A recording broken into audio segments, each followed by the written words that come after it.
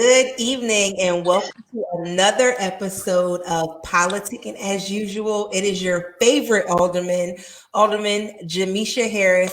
I'm here with my partner in crime. Go ahead and introduce yourself. Partner in justice. I am Talina Massey. And welcome to another edition of Politicking as usual. Why do you vote? Yes. And so tonight we have a special guest, Mr. Marcus Bass. Am I correct? Correct. Okay. So Reporting go for ahead and give duty. us, yes, and give us a little bit about you. You have a impeccable resume, so I know that people want to hear all the things that you are into. So please take your time and let us know about yourself. First of all, Alderman Harris, Leader Massey, it's a blessing to be here. Joining this conversation at such a critical time. We might not give you the old head debate that you got at the beginning of the week, but we're looking forward to giving you the flavor tonight about independent Black political power. My name is Marcus Bass. I serve currently as the Deputy Director for an organization called the North Carolina Black Alliance. I come from a small town called Clinton, North Carolina. A lot of people probably have never, ever heard of Clinton. It's near Fayetteville. I know everybody's heard of Fayetteville, Yes, probably J. especially J. Cole Cole. lighting it up. Come on now. Well, we got some good quartet singers in Clinton, North Carolina. They may not hit you with them cold lyrics, but they'll get you the glory. But anyway, had the benefit of attending the best North Carolina A&T State University, and had a chance while I was there to be involved. You know, where'd y'all go? Hold on, wait. Where we at? Where we representing right now? So I'm representing East Carolina. I'm originally from Albany, New York. So my bachelor's is from East Carolina University. Okay. And All I'm a hybrid right. baby. I'm from Buffalo, New York, but I went into the military, so I am a Marine veteran, and my degree is from University of Maryland College. Much respect. My father was a Marine. He was a Marine. He from Mount Olive, where they make pickles. Y'all probably had Mount Olive pickles before, but it's not that Yes, far from And here. have and driven through it. yes, them pickles is the truth. Okay, thank you. The relish. It's a Yes. lot of good things that come out of the country. Eastern North Carolina is known for a lot of different stuff. I don't know if most of your listeners are from North Carolina or not, but New Bern, North Carolina, Craven County was actually the capital of the state at one time. A lot of people don't know that. Yes. Yeah. Um, But no, anyway, went to A&T. Shouts out to the Aggies. Home of Greensboro for A&T for rather for freshmen to sit down so the nation could stand up. Kicked off the '60s civil rights movement. Also home to Jesse Jackson, Ron McNair, individuals that have charted a course from astronauts to presidents. Had the chance to be there when they were voting for a 2008 president. And I don't know where y'all were at in 2008, but on the campus of A&T at HBCU, bringing in a historic election of a president that really looked like us was amazing. And from there, really had a chance to understand politics and civic engagement, understanding Black people. I had a chance to join a lot of different organizations doing things, and also was a teacher for a little bit. And now serving an organization that's 17 years old, North Carolina Black Alliance. They have a lot of different work with elected officials across the state of North Carolina. There's also an organization that's a C4 that does like a step beyond just doing voter education. They can tell you, where to put your political power. But I'm fortunate enough to still live in Raleigh, still be true to the Carolina soil, and excited to be on this conversation today. Ready to get in it. Awesome. That is a long list of accomplishments. That's awesome. And shout out to Talina for connecting with you and getting you out here on this special episode of the podcast. So you are a new guest, and then also Talina, you've come back on to visit me, and I think the listeners need to know and want to know why it's important for voting or why you're voting. So Marcus, I'll let you go, and Talina, I want you to tell us. All right, so if I have to go first, my mama raised me better, but this is your show, so I'm gonna do it how you tell me to. Well, you can let Talina go. Go, Talina. Go ahead, Talina. Why is it important to vote? I think last time I spoke about my grandmother and my family, and all of the simple reasons that I'm grounded in that are the foundation of my activism as to why do I vote. This time I'll give you yet another example, because it's so powerful that somebody don't want you to. And I don't know about y'all as a kid, but if somebody really did want you to do something, that made that thing quite the more appealing to you to say, why they don't want me to touch this? Or why they don't want me to have this? So when you begin to do your research and figure out why your vote is so powerful and so important, when you get that curiosity and that hunger to figure out why so many people want to manipulate that, you realize just how powerful you are. Go vote. Yes, that's awesome. Go ahead, Marcus. Okay. Your turn. A lot of people think about the president right now, but if you get a traffic ticket, you got to go before a person that's an elected official. If you happen to go to a high school or a middle school or elementary school to drop your kids off or to do anything, if you happen to go to any type of city or government building, there's an elected official that governs who runs security at those buildings. If you are looking at what district you live in, and there's a lot of talk about redistricting, and I don't know if we'll get that deep in the conversation, but it comes down to like city school districts, town districts, legislative districts. All of that is determined by individuals that are elected in the office. If you care about what's happening with housing, if you care about what's happening with the environment, from the standpoint of all these hog lagoons stinking up everywhere and not necessarily representing the people in regards to high-wage jobs, that's political. I think there's so many different things that we don't really necessarily think about that are political. I was in Winston-Salem. Shout out to WS, home of West Salem State University, the Rams. Even though I'm an Aggie, we still gonna shout out our HBCUs. But they had a basketball court. Having a field day right now. If he was on one of my other people that's is regular, he is a lobbyist out in Raleigh, and he's always rocking or always promoting HBC. So he gonna be mad he wasn't on tonight. Missed out, Chewbacca. But they have this basketball park. It's called Rupert Bell Park. Shout out to Rupert Bell Park. Yesterday, we brought a team of people in the midst of, all this craziness going on in COVID-19. They had an amazing facility, outdoor park that's covered, basketball area, huge. We did an event there with Black Voters Matter. They brought a bus. They were really laid out. But I looked at the facility and I was like, we don't have anything like this in the country. Like, if they had something like this, we could only get in there maybe like once or twice a year. But there's a lot of different things that cities pay for, city governments pay for, and it's based on who votes at the end of the day. It's not based on how hard you work, how much money you make. It's not based on what kind of education you have. It's based on who votes. And I think for a lot of people, we got to recognize exactly what Talina said. There's a history that dictates that your grandparents, your great-grandparents, your aunties, your uncles, they didn't have the same rights that you have. And when you have children, or even if you do become an auntie or uncle in the future, you want the people to have more rights than what you have right now. And so regardless of your political affiliation, as a Black person, you are written into a constitution, unlike any other person, that dictates that you have rights and freedoms.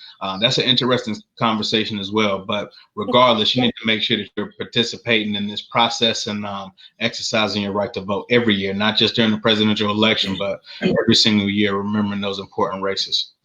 Yes, that was a mouthful, and I totally agree. And so I'll just give my little spiel. I think it's so important to vote because your voice is important, especially on your local level in regards to how it affects you.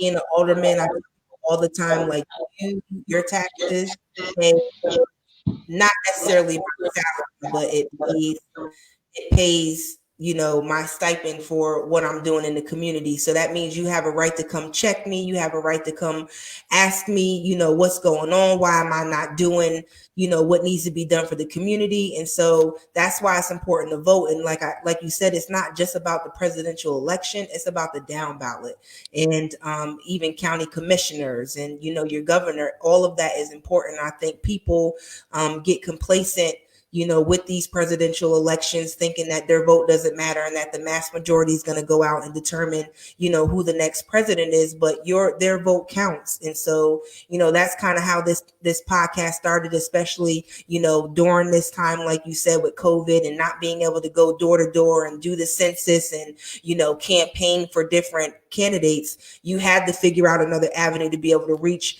our age, older, pretty much any demographic, anybody, to tell them you need to get out and vote, and you need to go vote like your life depends on it. So again, that's why we're here. We're talking about voting. We're talking about census, and why it's important for you to fill out your census. But I got to ask you, did you watch the debate on, was it Wednesday? Yesterday? Yeah, I watched the grumpy old man. So what did you think? We can't say that. We can't be that real. Yes, you can. Yes, you can. So, what did you think about the debate? Like, I know, like the conversations that I'm seeing on Facebook is like they're saying, you have Trump, you have Biden, and you got to vote for the lesser of the two evils. And then you have a lot of people that are, have a conversation like they're going to sit this one out, and it's really coming from a lot of Black men. And so, being a Black man, I would love to get your perspective on, again, why is it important, especially for Black men, to get out and vote, and maybe answering, why maybe some people feel that they shouldn't vote, because neither candidate is good to them. So if you want to talk about that, that would be good. I think that would be a good starting point. Oh, y'all got me in the hot seat for real. Y'all put me in the middle for a reason. Okay. Yes. So I think, first of all, Black women have historically undergirded the existence of Black people in America, right? Like, people always want to refer to Africa, the continent, and especially now kind of in a very fervent way. And even then in Africa, there was a symbolism of women leadership.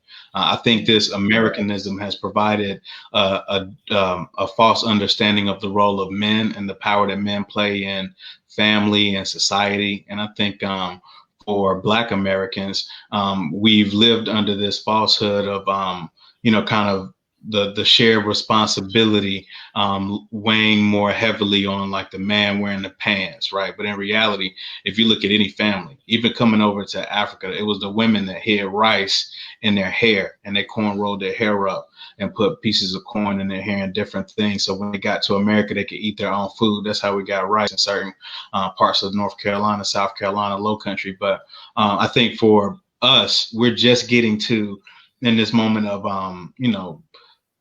Kamala Harris. And I'm not suggesting who people vote for. I work for a nonpartisan organization, but the understanding that in this moment, we are still celebrating firsts, but not really celebrating the issues, right? A lot of people talk about the Black agenda, like Black people got to have an agenda. We got to do this, we got to do that. The Black agenda has been the same since the 1950s, 1960s. The civil rights movement, March on Washington, was about jobs, and it was about policing, over policing. It was about education. Now, what are we talking about? Even in the midst of COVID-19, we're talking about police brutality. We're talking about jobs and affordability. We're talking about access to education. And so I just think for a lot of people, when you talk about educating the basic people, it was a Black woman that taught you. When you look at who keeps us safe in community, the first person that keeps you safe in the womb for 9 months is your mama. When you talk about just the existence of white people in society, again, I don't know how deep y'all want to get, Alderman, but Black women nursed America for hundreds of years. The whitest of white people were raised on the breast of a Black woman and nursed until they were able to fend for themselves. And so now, all of a sudden, we're defined by such lower qualities and characteristics of music videos and, the lowest of criminal intent, and taking for granted our politics, in the Black community in the past, not just since Trump, but even before Trump, the Black Lives Matter movement, the movement for Black lives, really brought to light issues that were not necessarily brand new, but they brought it in a different segment, in a different sector. And even that was led by Black women. When you look at the political scene, even though we're just now getting to a Black woman vice president in this kind of iteration of society, Black women have led campaigns and got people elected to office for years. You know, you look at the best campaign, it's a Black woman in the background. You know, the best women that held Obama up, you know, are mentioned and revered in history right now, including Michelle Obama. Salute. And I think, you know, for us in America, just getting to the standpoint of understanding the value of a multi-gender existence is something that we already have, but have been deconditioned in us. And I just think for a lot of rural North Carolinians, I think there's a degradation of understanding of our power. A lot of communities in the East particularly have majority Black populations, but majority white elected leaders. And that's conditioning. You know, people still live within 10 miles of their slave owners. You know, the grandmothers of the grandmothers, you know, and the slave owners of the slave owners still living and breathing in the same community. And that politic, that dominant narrative is still a very big part of society, like it or not. And I think for us, I just think that there's an answer in the brashness and the unstaking ability to recognize just women in leadership in this moment. And like it or not, I think there has to be an understanding that this is that moment that we really should have been in a long time ago. You know, we had Harriet Tubman, we had Ella Baker here in North Carolina, Fannie Lou Hamer. You know, we had so many Black women that have been unrecognized, and now is that time that we really got to realize that that's been our political force. The Martins and the Malcolms, they carried the drum beat and they got on the microphone, but at the end of the day, who cooked the meals to keep the movement going? You know, who sung the songs to keep the movement going when they were getting ready to face jail, you know, and the dogs and the hoses. So, I mean, we just got to start realizing that it's not an evolution. Black women have always been here, keeping us, you know, firm, protected, and we have a role to play right now. That means, especially in this election cycle, that we got to recognize that. And okay, wow. More than just the hashtag trust Black women. Right. Yes, hashtag got y'all. It should be. We got trust us. Trust us. Really trust us in diversity. Do and the rest is not of me. Yeah.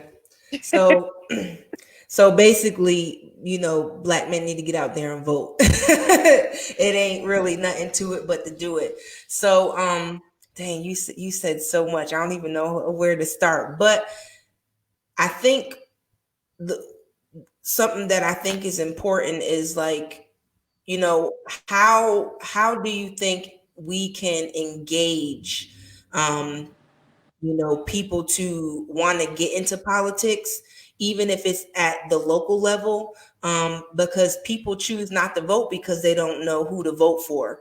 And I feel like for our age and younger, you know, millennials, I always say that because I'm 35, I'm still young. We always got to have a little razzle dazzle to spice us up to want to go and have, you know, a reason to be, you know, interested in something. And so politics is the least, you know, that people, you know, care about until it is an election, or I would say presidential, because, you know, you have the midterm elections and stuff. So, like, and what are job?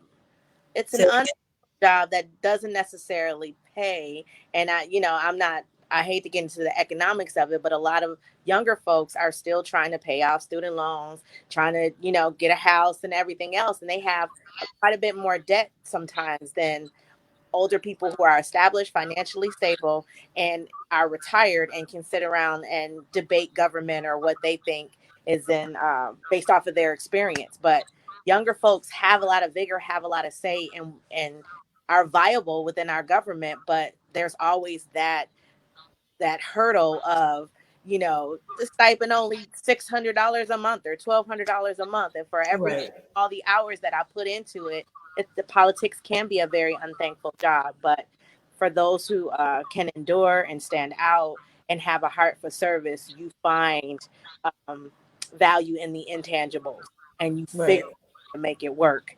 And for those are the community leaders that we look for to try to inspire or instill or just encourage to run for something. If it's nothing but a local board, or you're on the economic development, a volunteer somewhere in one of the city offices, run for everything that you can, because you're going to be the one that affects the change that you want to see in your neighborhood. I don't think that enough of us talk about how valuable it is to run for local office, or even know, like you did, Jamie, in one of the last shows, what some of them offices do.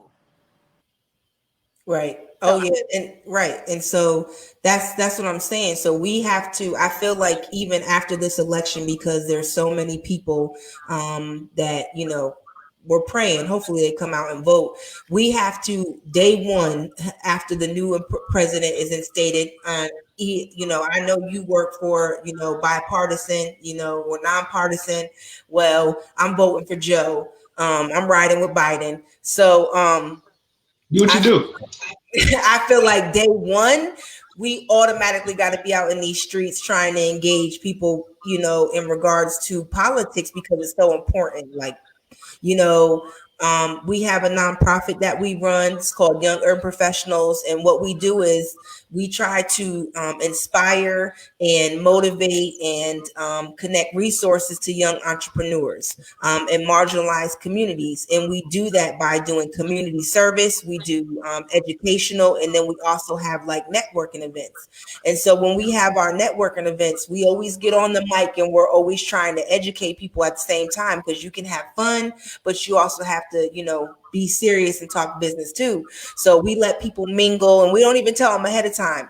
And then we get on the mic and we're like, okay, what's something new that you learned from somebody that you didn't know? Or how many business cards did you get? Did you just come here to drink and have a good time, or did you really come here to network? And then they learn. Mm. And so I'm thinking, how can we do that with politics? You know what I'm saying? Because people don't want to come to the meetings. I gotta beg people to come to these city meetings, or they come when it's a hot topic or it's something that personally affects them. And you know what I'm saying? Like, even though I represent myself, when I, pay my taxes and stuff and I vote, but my vote helps my neighbors, helps my family. So it's like, it can't just be about self. You have to think about holistically the whole country, every individual, like, all votes matter. You know what I'm saying? So I'm just trying to think how we as a generation can inspire more people to be involved in politics. And you work at an organization or work with an organization that is nonpartisan. So how do you guys go out in the streets and engage with the community? Honestly, it makes it a little easier. I think, like I said earlier, the issues have not changed. And so when you look at just the protests in the past few years, when you look at a lot of different things that are happening in the community, those issues and those situations are not changing. When we talk about why people need to vote and we focus on the issues, and then we hold power accountable, we can definitely do a lot more. I think a lot of people get used to instant gratification, our generation particularly. We're used to like getting it right then, getting it right now. And if we're not getting it, when are we going to get it? Who's going to give it for us? And honestly, the political game is a long game. It takes years to get development money. It takes years to get things built and moved in the system. And in reality, if I'm going to be, honest, I think a lot of people in community, in the Black community, we have to address politics differently than the white community. There's a myth that the white community participates more politically than the Black community. That's a myth. When you look in city council meetings, there's nobody there. And the few folks that are there are activating for different issues. But a white person has an issue politically, they send an email and that's it. It's done. A staff person comes out. The Black person, we got to bring the whole city out. Just because we can't get our trash picked up, we got to bring the whole family out, grandma and everybody out, just because we ain't getting educated. And then they'll tell us we're at the wrong meeting. We came on the wrong night. While when the other community does that for the very least bit of incidences, they get guided and directed by a staff person, and then they get written into the budget. And so we got to realize that, right? Like that is a lived experience and a traumatic experience that's coupled with more traumatic experiences when it comes down to Black people and voting. In Wilmington, North Carolina, New Hanover County, there was a thriving community of individuals that voted at 100%. African Americans working with white residents and communities to change the politic. And in regards to what happened, that community was eradicated, obliterated. There was a whole end of the Reconstruction era after emancipation where we didn't lose the right to vote. It was taken from us. And it was a period of time in North Carolina where Black people didn't vote because we were scared to, getting hung. We were scared of losing our job. We were scared of losing our homes. And even now in some parts of North Carolina, folks got to be careful. If the right person is sitting out there with their truck, looking at who's going in and going out, you might not have a job next summer, next season. So I think, or you might be, out of a house. These are real realities. Sheriffs are cooperating with, groups to do some things that are subversive, not necessarily helping, being very brash in their online statements. And, we definitely think that in some communities, rural communities, there's a real issue that's going to keep people from actively participating. But the reality is we faced this threat before. We've been here before. Black people have come through so much more. And I think the power that we can harness this year is going to be a lot greater than the opposition that we'll face when we get to the polls. And I do think it's about making sure that we realize that power, looking at the local elections, looking at what you're doing, looking at the movements that we need to make and starting small and not necessarily worrying about the electoral college. Focus on these down ballot races where 5 votes or more in a precinct, less than 5 votes can determine an electoral winner in a city council race or in an alderman race or in a commissioner race. So it's a lot to think about. Most definitely. Talina, do you have anything to say on that? No. Key point that things that we talk about all the time, me, Jamie, and our friends, he's exactly right. The other thing, I guess the one thing that I would bring up is I think in order to engage more of us, we need to discuss changing the mindset behind their vote. If you don't think that your vote is worthy, you must understand that a collective vote is everything that it takes in order to change things. So take your vote, take a friend, take a family member, take a group, take your church, take whoever you need to take with you. However you need to do it in order to think that your vote is valuable, do what you need to do and make sure that you engage in your local government. Totally agree. And so I feel like I grew up in the era where there was the voter league. I know y'all know about the voter leagues, like out of the church and the church van. When I lived in Bridgeville, Pennsylvania with my grandmother for a little while, I would be at church like every day. Like we had church every day, but there was the Voters League. And I just felt like we had more participation during those years, and I was younger, so I couldn't vote, but I sat in it. You know what I'm saying? You know how you grow up in history, Okay, now say that now. You did what? You sat in it.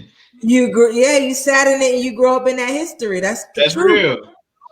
And just to shout out my grandparents, they did sit-ins. So, we got some long history of good stock in my family.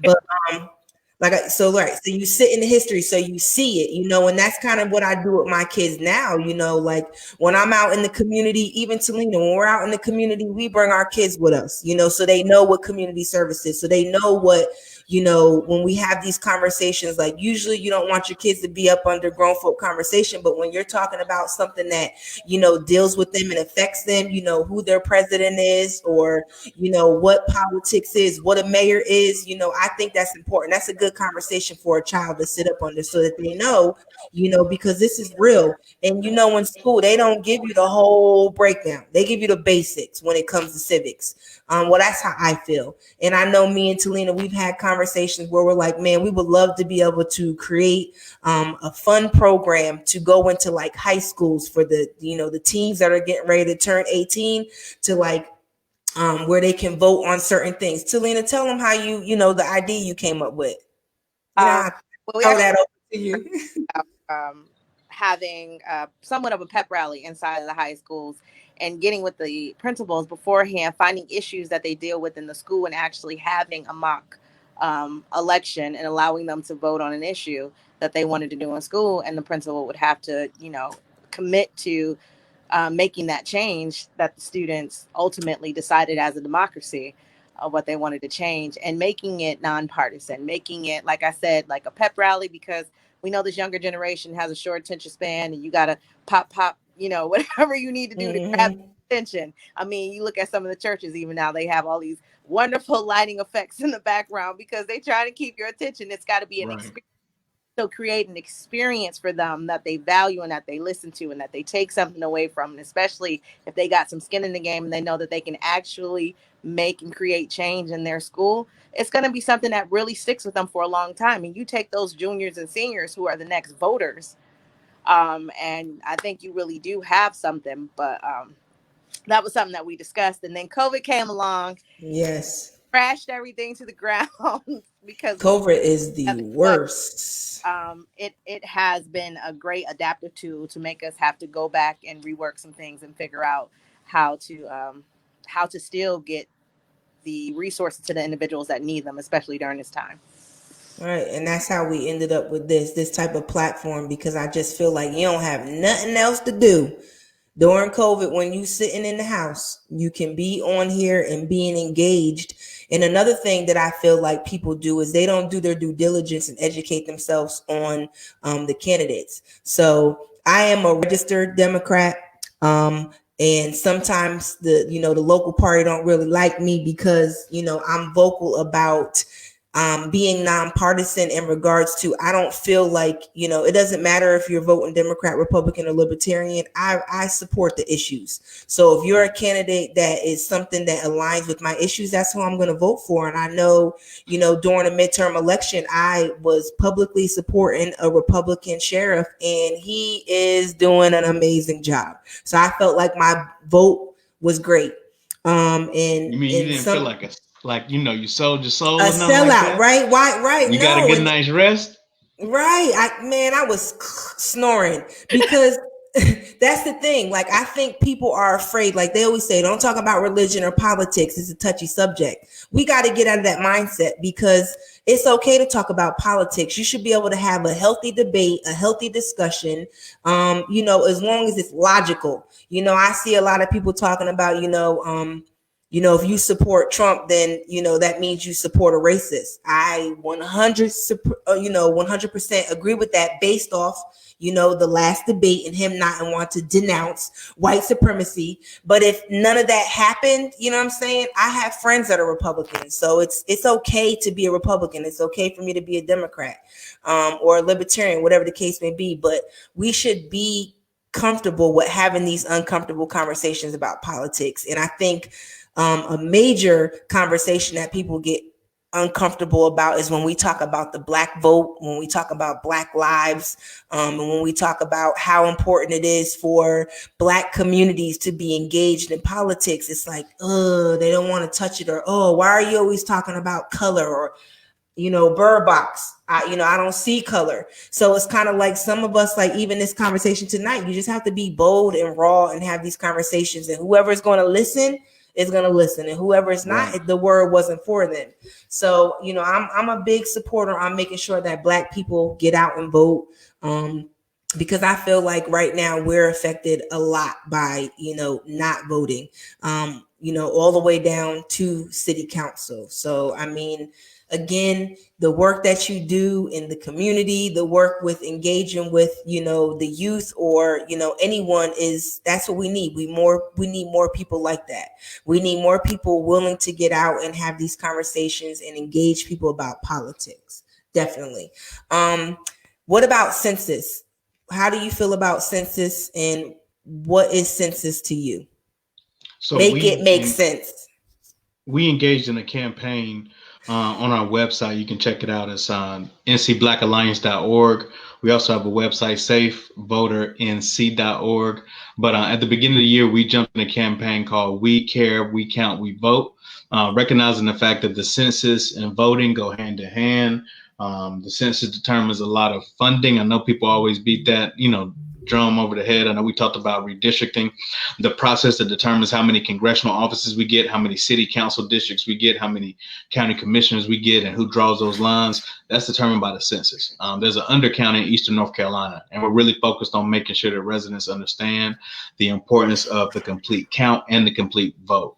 Twice we've seen this administration try to stop the census early, abruptly, and every single time we've used the courts to fight back. It's another reason why the judicial elections are important, because it's always come down to a court to decide legislation in regards to North Carolina politics, and on a federal level, the census. So for us, we think the count is important and the vote is important, and both of those hand in hand provide a powerful punch. People say voting is not important or voting is not the only answer. It's not. The vote and the count is what's critical. And so I'm just, we always stress to people, make sure you count every 10 years, make sure you vote every single year. Right. That's true. Because I think we've had a few people up on the podcast where, their conversations have been like, I don't want to give the government my information. I don't want to tell the government how many people are living in my household. And that's why we try to, express to them that their information is confidential.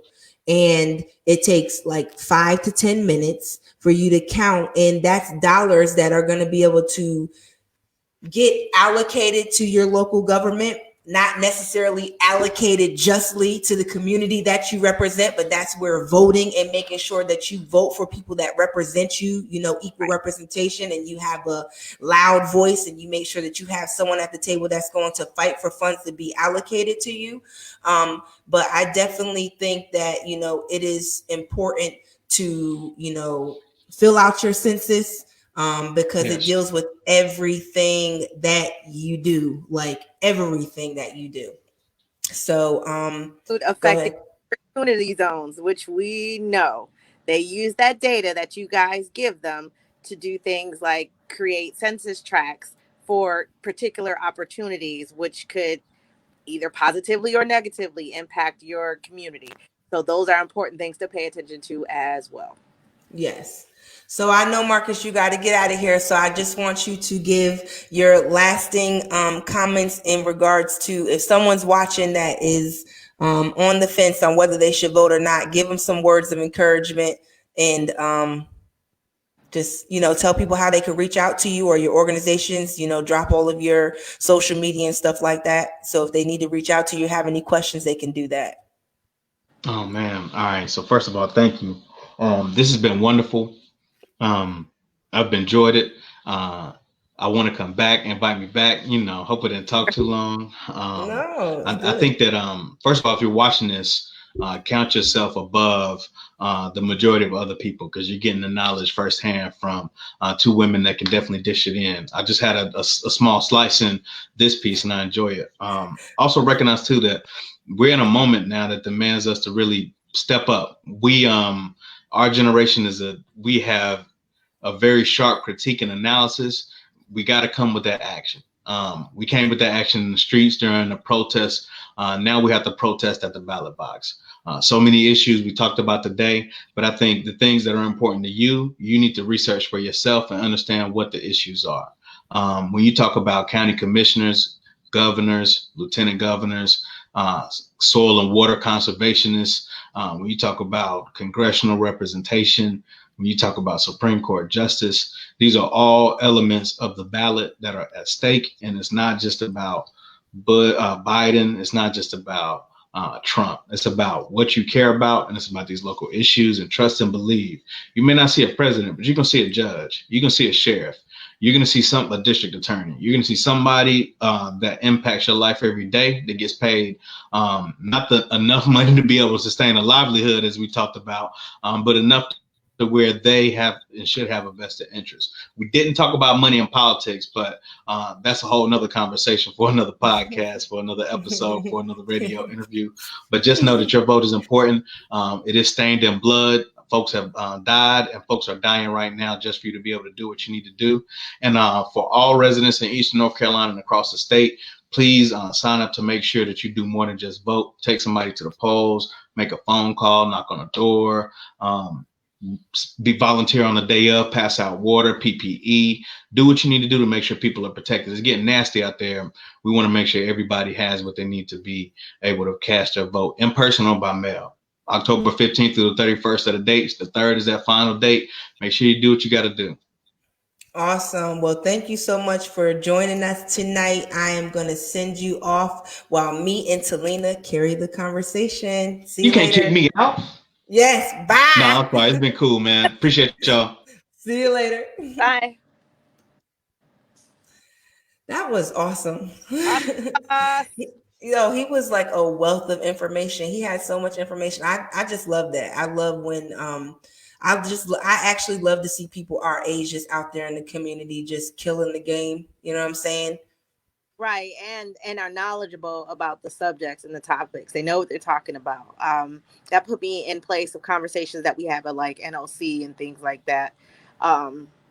Just amazing young people, very sharp, and our pleasure to discuss politics with, whether you agree or not. That's somebody who I believe that you could have a very civil conversation with and still walk away with respect and integrity for each other and not have to ask, what's your address? Right.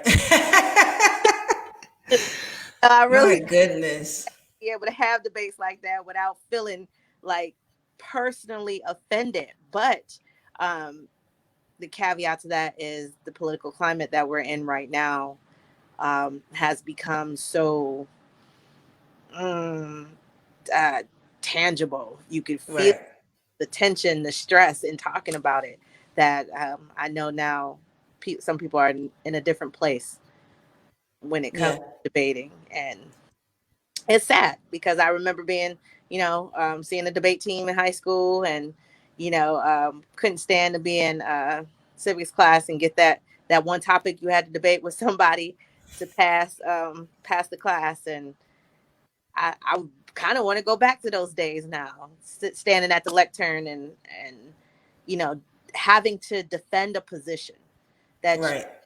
whether you agreed or disagreed with it. That was the great thing. You got the subject and you didn't have to agree with it, but your teacher told you have to defend this position. So what did you go do? You went and researched. You went and found newspaper clippings and websites and books and encyclopedias, and you would cite your sources and your references and cross-reference things and make sure that you knew what you was talking about.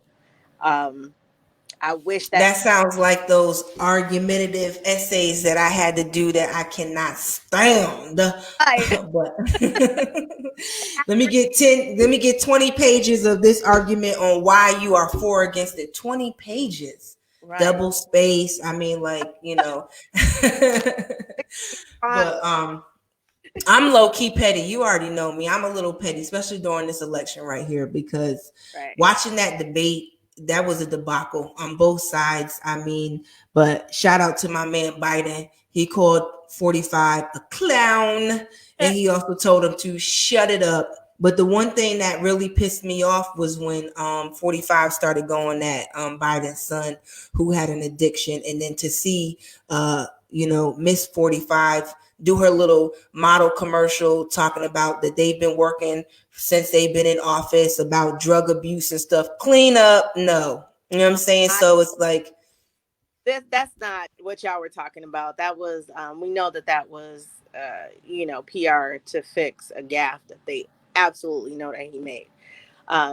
Everyone who watches 45 knows that when he goes off script, he's his own worst enemy, because then you get to see exactly who he is. Mm-hmm. And if nothing else in the debate, I can say that Biden showed humanity.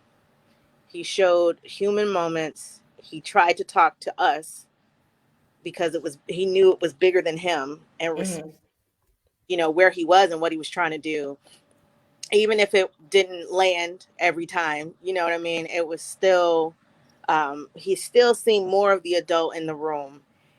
And to have that moment where you're talking about a fallen veteran, your son Bo is who he was talking about, and to have the leader of the land, the commander in chief, not understand the difference or know the difference, or say he don't even know him. Right. And go right into talking about his other son's drug addiction when he's having a sincere moment talking about a veteran. That to me was embarrassing. As And disrespectful. yeah, as a veteran, someone who served this country, it was a little embarrassing. Not even a little. I mean, I'm not even gonna try to sugarcoat it because I'm not a bakery. It was a lot embarrassing. It was like, this is what my service has come to. Mm-hmm. Someone who, it put me back into the mind of LaDavid Johnson when he couldn't remember his name, um, when he was on the phone with his wife. Mm-hmm. It's almost like, are our veterans not important enough to remember who they are and not confuse them with their brother who may have had an addiction problem? And as far as I knew, this country was suffering from, opioid addiction and, um, you know, At an alarming rate. the That's fallout. why they need to legalize marijuana so Right. people will not be addicted to these hard drugs. They can be having marijuana that's grown from the grass or from the ground that's natural. Health, and we talk about supporting people and all of that. You can't then just throw out somebody's drug addiction like that's Right. trump card. Pun intended. Like, are you serious? What is this about? That's how humans act. So I just Yeah. be wondering sometimes, like, But it was one thing that Marcus said that I definitely want to touch on because we local or whatever. You like what 15 minutes away. It's like sister. right. Was the fact that he said our other brothers and sisters could send an email and get something done, but the black and brown people have to protest and demonstrate at these city hall meetings to even get their voice heard, Mhm. just a little bit. And I think we see that here locally. And I just think it's so frustrating, but it's like, how can we fix that situation? How can we fix being able to have that same level of, you need to go ahead and take care of this? You know what I mean? Like, how can we as a community develop that type of relationship? Collective capital creates consequences. I keep saying Hmm. it over and over and over again. When you collectively pool your resources, you can strike a mighty blow to injustice and inequality. That's all you have to do. If we figure out that it's bigger than any one of us, and we figure out how to ball all those resources into a fist and whack the hell out of the judicial system Right. and our local government to make sure that it works for all of us and not just those that can afford the cost of being equal. Right. So I too, I think we have the situation though in the communities where everybody's not on the same page. So trying to get on the same page to say, okay, this is the agenda, let's bring all of our resources together. I feel like that's the first thing that we have to attack. But how do we attack that as a whole? Is trying to get everybody together where it's not, so many chiefs but not enough Indians. I think the work starts in first admitting that we don't know everything. We have had so many years of playing catch up that it's we have to admit that sometimes we don't always have the tools to get everything done, or Hmm. we have the resources to do it, but we've got to be trained in order to know how to use them. I mean, not everybody's going to know exactly what to do with a chisel when they pick it up, or a paintbrush, but the talent is there, the resources are there. And I think when we talk about coming together, um, making sure everybody understands that they're equally, um, they have an equal say in what's going on in their government, helping them understand the value of what that equal say is, uh, Hmm. and then creating a shared community vision that we can all thrive in. That takes time, that takes training, that takes people like Dr. Ely, who did the community co-facilitator workshop and the grassroots leadership that we went through, um, to understand that, we didn't have all the answers. We had some traumas we need to deal with. We got some socioeconomic issues that we need to get through. It's sort of that simultaneous conversation, and we can be a unified front and say that this is what we want and we want equality, but at the same time we need to be having a simultaneous in-house conversation of, we know we got to get our stuff together. But they don't want to have that conversation. That's the problem. So who's going to initiate that conversation? I mean, because Don't think I, they conversation in front of company. That's the difference. You know what I'm saying? You kind of remember growing up in a black household, when company came over, you shut them mm-hmm, doors, you cleaned up, you made sure that you looked presentable. And mm-hmm, I think that that's what it is. And it's almost a pride factor as well. But um I think having those small internal conversations, those pockets, because we know that these conversations happen everywhere, in black right, households, in their garages, on their porches, and at their dinner tables, at barbecues. We've had all of these conversations, and we're seeing the awakening of people to just how valuable they are, just how much they don't know. And people really going out there and starting to understand our history and things like that. And that includes allies as well.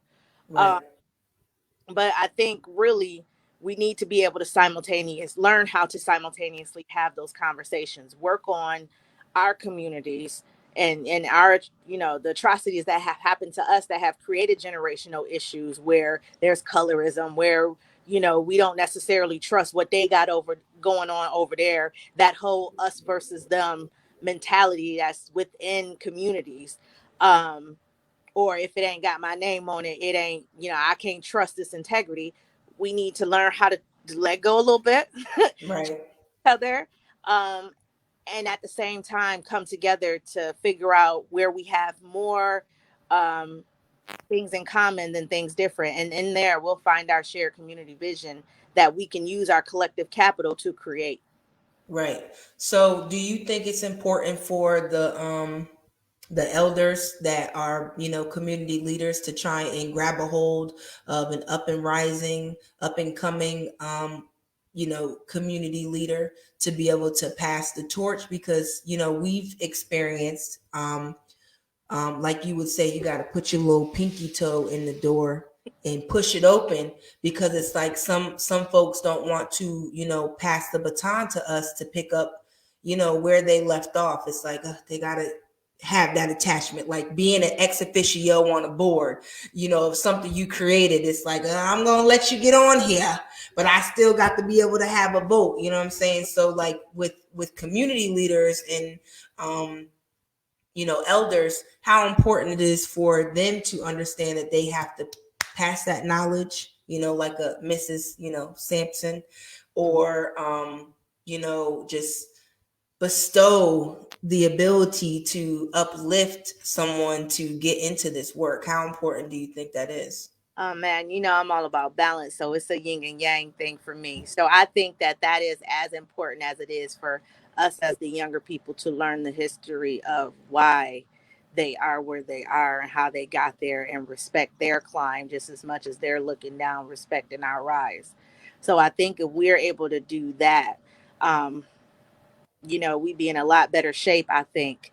One of the conversations that we've had in the past, and I'm not going to get into it, was how some of the older millennials feel like um, the generation before us kind of went to sleep and didn't teach us some of the things in the civil rights that we needed to learn. There was a skip somewhere, Mm-hmm. and maybe they felt complacent, or things got okay, or, the crack epidemic, whatever it was that came and kind of put some of us to sleep, and not, at the lighthouses paying attention to what was going on with legislation and things like that.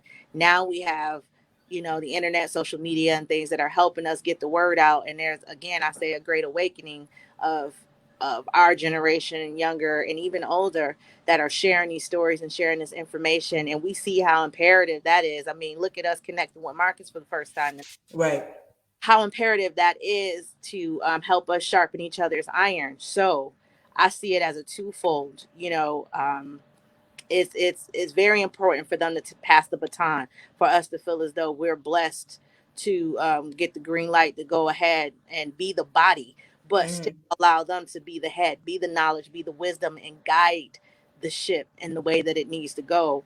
Um, you know, there's nothing that we wouldn't be able to do. But again, it's going to take that mutual respect of us trusting them to pass us on a legacy of integrity and just hard work, and us being able to to continue that legacy on, them being able to trust us enough to do it. And I don't know how many potlucks it's gonna take. I don't know how many barbecues it's gonna take. I know how to make collard greens. I don't know. And I'm just joking, I'm being facetious, but at the same time, I'm It's like, the truth though. oh, come play spades. Let's talk about it. But Now, that they don't want that spades now. at the end of the day, we need each other. We need Right, each other. Y'all need us for legacy, and we need y'all for sustainability and wisdom. right. Um, Normally, like we said, younger folks are out there. We moving and grooving. We working. We trying to pay off all kinds of stuff. And where older people move. Now, I'm not saying at a slower pace, but they're more steady, more pay attention, and through their experience, they're more cautious to what they do, and we can learn from that. And at the same time, we need them to tell us the lesson so we don't bump our heads and make the same mistakes that they may have. So Right. I would like a lot less head knots if I Right. could have Right. somebody who, has that heart of service and was willing to, like Black woman do, like we say when we see a young girl who slip might be messed up or a bra might be showing or whatever the case may be. Come here, baby. Let me learn you something real Yeah, quick. let me get your little tag in there. Right. Have, So have that. so on so I was gonna say with that though, um, you see sometimes where um, you know, an elder needs to pass on some knowledge, but when they give you the knowledge, they don't like how you move about with the knowledge. It's like they want you to do the same thing that they did. Right. And sometimes if what they did is no longer effective, because the times change, sometimes you don't get that same support. You know what I'm saying? Like being being an alderman. Right. I feel like sometimes I don't fully maybe get the backing of a lot of people because they don't like the presentation. And like I say all the time, I'm a citizen politic, and I just feel like as long as I'm fighting for causes, for things that are going to better impact the community, whether I'm vocal about it, whether I'm doing demonstrations or protesting or podcasts or tweeting or Facebooking, I feel like as long as the information is getting out there, as long as I'm able to galvanize and organize people to have effective change, what's wrong with it? That's one thing Right. I do struggle with within, the political realm of, you know, being young, I would say, being Mhm. young. Um, so that's one thing that we do. I think we need to have a conversation, with in regards to elders and young community leaders. You Yeah, think that's where you're, we got to tighten up. yeah, That's we all it is. do. We got to tighten up in that area, especially with we stay so busy and so distracted sometimes that we forget that we got little ones looking at us, and or younger ones in their case. The next generation is still coming behind you. Um, you wasn't the last one born. There was Hmm. somebody right behind you at the hospital. So we got to remember that, although what we do is important, it's important to pass that information on to the next, because what sense does it make if we die with all those awards and all that knowledge and we didn't pass that on? What sense would that make? So we need to, and again, as I talked about us within our own communities having those simultaneous conversations, we got to learn how to trust one another. That's another thing. Just because I didn't do it the way that you would do it doesn't mean that I can't get it done. Right. I am a culmination of my experiences, and if in my experiences tell me that I'm going to do it this way, in my mind it makes sense to me. And sorry not sorry, in a sense that I'm working it the way that I am made, and not necessarily how your experiences have taught you to do it that way. Tell me, give me your wisdom and your guidance. But just like we talk about in the church, everybody's walk is different. I Hmm. may not do it the way that you want me to do it, but I'm gonna get it done. I'm gonna die trying. I promise you. You Right. know. So I So think do that's just the honesty that we need to have, and that trust and integrity that we need to have amongst each other as a community. absolutely. Do you think it's harder for women to be in politics? Um, yes, yes, I can say that honestly. Women in positions of power um, intimidate the facade of patriarchy. Mm, And we just had a brother on here that said, you got to trust us. You got mm-hmm. to trust us. You got to see us as your equals. You got to see us as being able to nurture any situation, and that's politics as well. Women were created to manifest and grow things and nurture things, and that's just in us to do it. And when we see a need, we feel a need. Um, for most of us anyway. And Right. I think that is that comes out in politics, but it is also sometimes seen as a weakness. Mm-hmm. Just because you're a woman. Um, we talk about the pay gap. We talk about all kinds of things that are not equal. And I think it's the same in politics. It's considered a man's world in some things. Conventions and things that we have been to where we could present a great idea, and just because we're the one women or the only women in the room, it doesn't hold the same weight as some of those whiskey and cigar conversations or some of those golf course Right. conversations. So those are things that we deal with daily, Mm-hmm. just as much, or almost as much as we deal with the color of our skin. Right. Right. So Demetrius always says if you don't have a seat at the table, you're on the menu. How, I mean, that's so true. And how important is it for you to have a seat at the table? And within a community, how many people got to be at the table? Do you think like we should be having, like you said, a collective group where we got 3 or 4 people that we're gonna support, whether it's, running them for mayor, running them for alderman, or running them for county commissioner, or lieutenant governor, all of those, like, should we as a collective group in our communities, have specific people already lined up to try and win these seats to at the table? I mean, you can do all the proper planning that you want to, and I think that it's great to groom people to be public servants, not necessarily politicians, but remember always that they're serving the public and not themselves. But time and experience are always going to be your best teachers, and um, just going with your gut on some things. There are some people who have been groomed probably all their lives to be a certain thing that they were expected to be, but then somebody like a Jamisha Harris comes out the woodwork and throws a monkey wrench in the program from the left field, and you just was like, where did she come from? I was, Yes. she wasn't groomed traditionally, but her experiences and growing up in life made her the perfect people's politicking For citizen. the community. I had to get that in there. I know For you the did. community. I know. I already know. So I just I don't know, man. It's gonna take a lot of collaboration, and I know people may be saying like, "Selena, what you talking? That's a dream. That's it is what it is." But it's necessary, and in all the times of history that we've seen, uh, our collective power come together to change things, and that's intergenerationally as well, old and young, light skins and dark skins, and Yeah. everybody in between, us as and others. You know, You we was a just mess.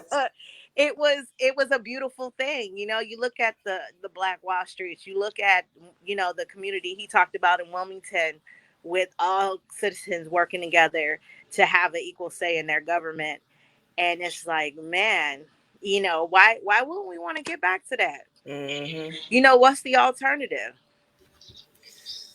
The same We'll, things we've been we'll dealing see with. November 3rd what's fitting to happen for Rizzo. I did, I well, tell I tell everybody I'm not voting early. I'm not sending my ballot in. I'm going there on November 3rd. I'm gonna be looking juicy. I'm gonna have my Sunday's best hat on. I'm gonna have some high heels on, whatever. Dress like you go to the Kentucky Derby. Yes, I With am the big hat. physically, yes. Just I'm gonna be looking extra bougie. Might have Oh, a man. bootleg mink on. I'm going in there, and I'm only gonna be in there for like 2 seconds Not because the I already squirrel got fur. because I already got my ballot. That's what I'm telling everybody I talk to. Like, just go online, print your ballot out. Already know who you going in there because you've done your due diligence. Be in there for like a hot 2 seconds, but it's gonna be a movie. Like, you lucky I can't have the movie cameras behind me, like taking the pictures and stuff. Because You I know, mean my it. favorite thing too sometimes is just having the liberty to decide. You know, I'm a registered independent, Right. so I get to go in there and they say, "Which ballot would you like?" I know, right? And in that moment, ish got real. Yeah, yeah, yeah. We like, everybody behind me, I know, gonna be looking like, Like, dun, independent. dun, dun. What did Like, y'all that choose, Democrat or Republican? oh God, they hate that during the primaries, Joe. For real, they do. And But no, I but the mean, good thing is, I'm sorry, the real good thing is that I get marketing and I get campaign information from both sides. oh So I'm yeah, always able to see, how they spin stories on both sides or just a 360 point of view.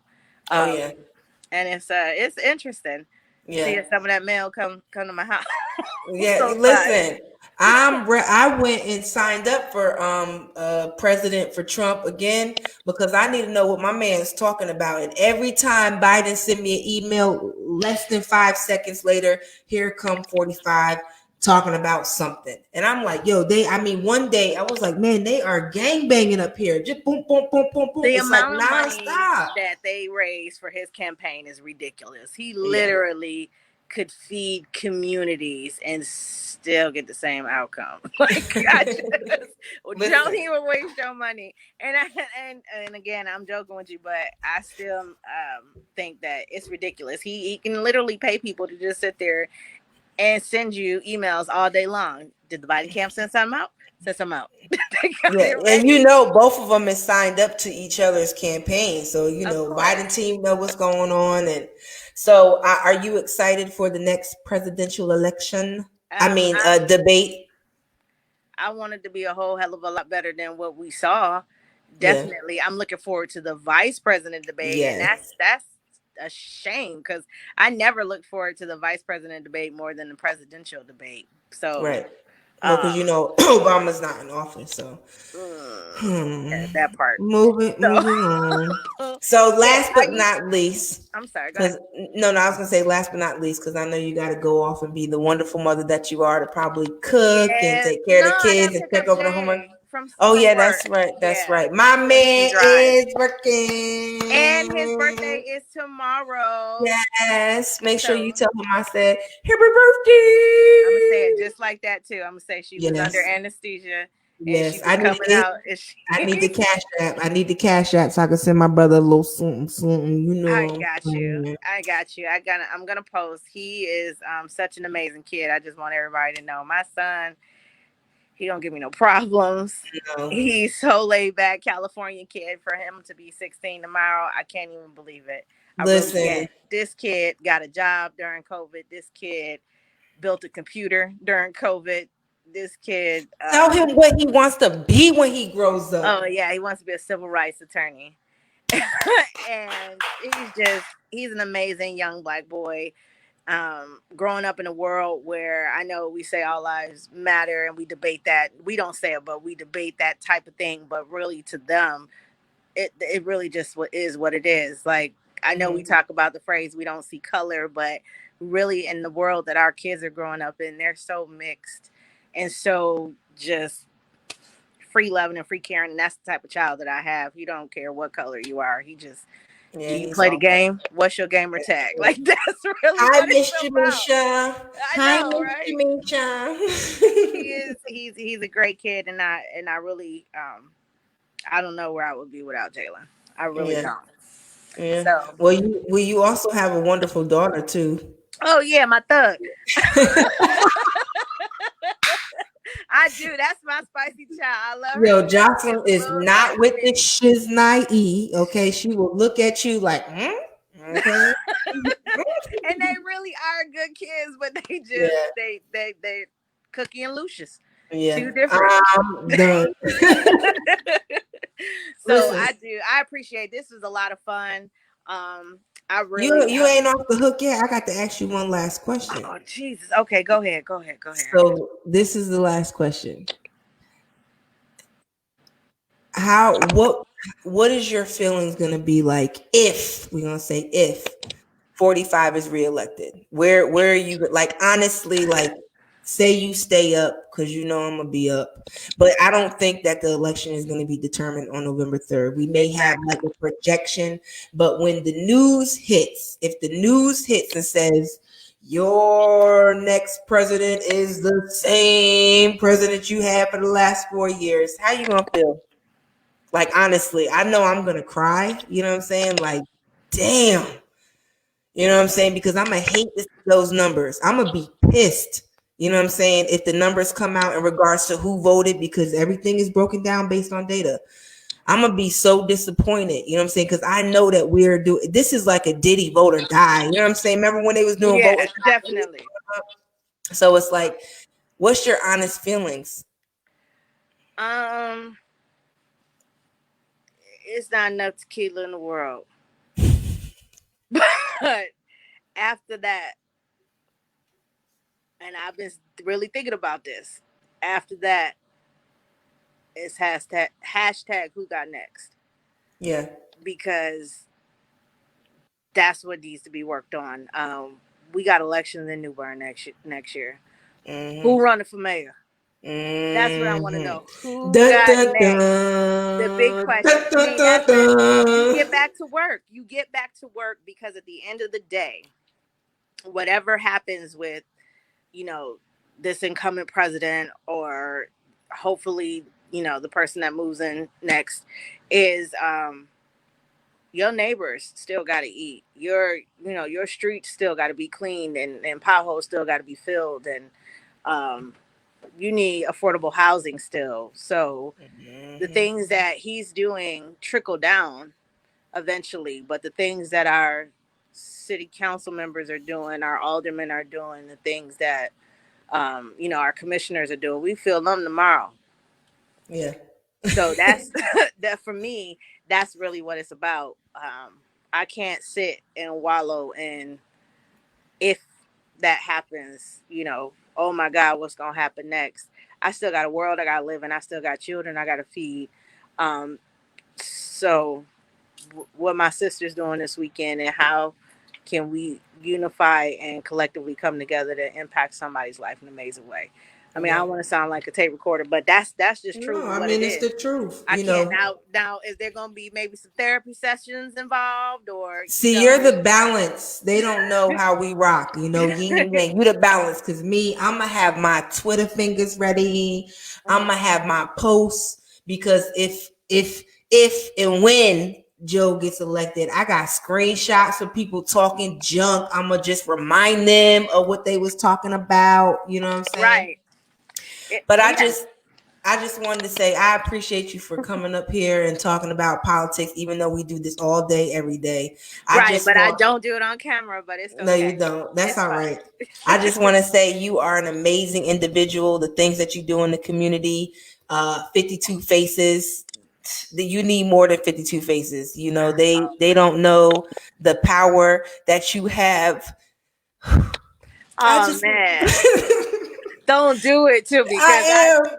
tomorrow is a huge day and I've been trying to hold it together through everything that we've been talking about. And I love the fact that my last kind of thought of you before you completely get your new due Yeah. is you doing what you love and you sitting here and you impacting your community and you getting the information out there. You ain't even thinking about yourself. If No. nobody knew nothing more about you, they could never call you selfish. They could Right. never because I've watched you work and I've watched you toil. And I'm only projecting exactly what it is that you projected on me. Well, you're my big sister, and I want to be you when I grow up. And Girl. I wouldn't want to do I wouldn't want to get in any other good trouble if it's not getting in trouble with you, Talina. I promise you, like, like, let's go. I drive. man, I'm hoping you run for mayor so you could be sitting up there with me, man. Because I mean, people just don't know, how powerful you are, your words, the things that you do, being a mother of two wonderful children, all the things you do for the community, all the boards you sit on, representing Yup as the best president that we've had thus far. I mean, you are the best. I just want to say thank you for once again being by my side with passion in the things that we do. I love you. I'm going to remove you so I can do my ending.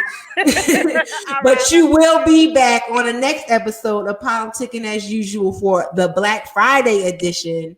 On the 23rd, we're going to be talking to the fellas. So we will see you back. I love you. Love you too. And until then, see you in these streets. All right. Peace. Thank you for everybody tuning in for another episode of Politicking as usual. We will be back next Thursday, same time, same platform, talking about politics. In between that time, make sure you're registered to vote because October 9th is the last day to register to vote. Thank you for tuning in. I love y'all. Peace.